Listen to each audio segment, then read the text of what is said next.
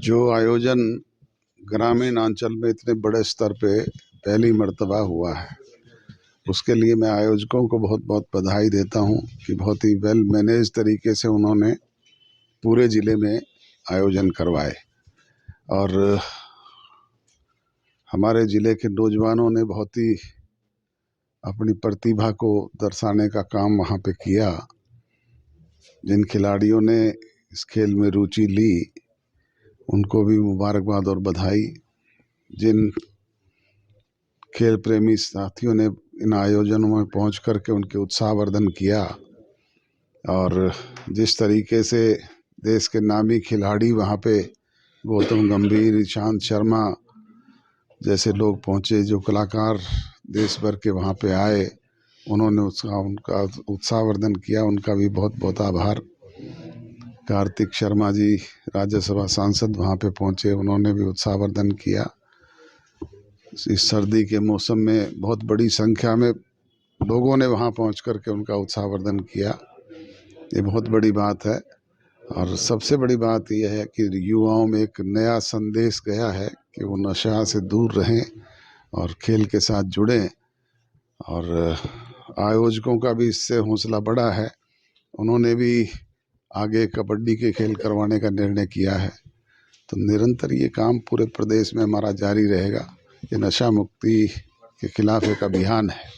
अध्यक्ष, बात की जाए तो आप जजपा के राष्ट्रीय अध्यक्ष हैं और लोकसभा चुनाव बिल्कुल नज़दीक है, कभी भी इसका बिल्कुल बच सकता है, तो उसके लिए क्या कुछ तैयारियां की जा रही हैं? भैया निरंतर हम फील्ड में हैं, निरंतर कार्यक्रम चल रहे हैं और कल से फिर मेरे प्रोग्राम है पूरे प्रदेश भर में।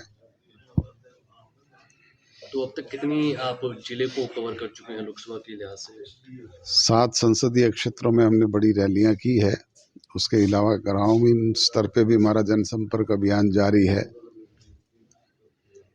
अभी फिलहाल हरियाणा में गठबंधन है आपका बीजेपी के साथ, क्या लोकसभा में भी गठबंधन में जाएंगे? आप क्या चाहते हैं? आपसे पूछ रहा हूँ, आप क्या चाहते हैं? हमारे राजनीतिक विरोधी तो पहले दिन से कह रहे हैं कि ये गठबंधन 4 दिन का है, 6 दिन का है, 4 महीने का है, 6 महीने का है।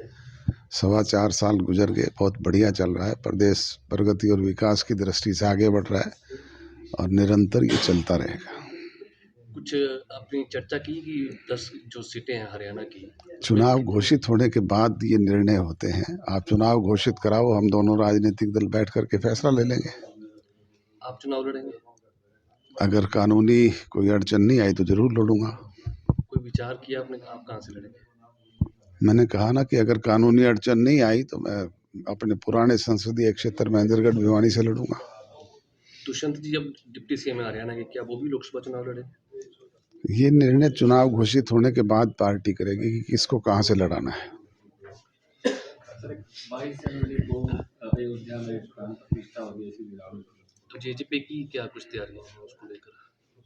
तैयारियां पूरे देश के लोगों में एक उत्साह है और अपने अपने स्तर पे सब लोग तैयारियां कर रहे हैं। मैं भी इस अवसर पर देश के लोगों को बहुत बहुत शुभकामनाएं देता हूं कि हजारों वर्षों से जो मांग लंबित थी वो उनकी पूरी हुई है।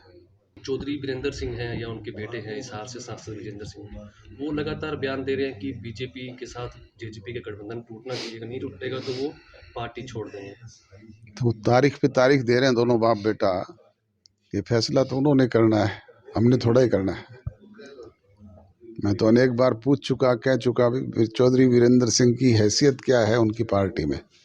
वो एक प्राइमरी मेंबर हैं।